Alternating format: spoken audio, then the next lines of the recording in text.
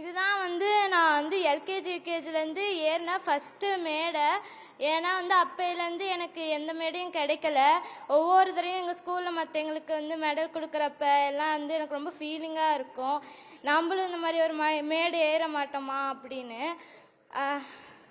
அதுக்கப்புறம் எங்கள் அப்பா எங்கள் அப்பாவுக்கு தான் ரொம்ப ஆசை நான் மேடை ஏறணுன்னு.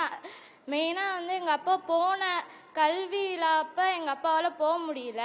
அதுக்கப்புறம் கோயம்புத்தூரில் நடந்த மீட்டிங்க்கும் எங்கள் அப்பாவால் எங்களோட பெரியம்மா இறந்தனால போக முடியல. ஆனால் எங்கள் அப்பா சொன்னார் என்னால் என் மூலிமா எங்கள் அப்பா போவார்னு சொன்னார். அதே மாதிரி நான் இன்னைக்கு செஞ்சு காட்டிட்டேன். எனக்கு ரொம்ப பெருமையாக இருக்குது. அதுக்கப்புறம் இன்னும் எங்கள் டீச்சர்ஸ், அதுக்கப்புறம் எங்கள் பேரண்ட்ஸ், எங்கள் ஃப்ரெண்ட்ஸ், அதுக்கப்புறம் என்னோட சீனியர்ஸ்க்கும் தேங்க்ஸ் சொல்லிக்க நினைக்கிறேன். அதுக்கப்புறம் இன்னும் ஒன்று என் ஃப்ரெண்டு தீபிகான்னு இருக்கா.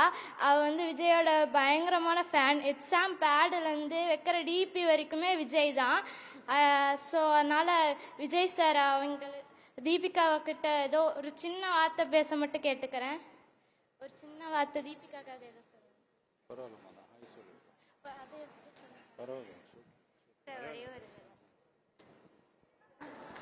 அண்ணா, நீங்க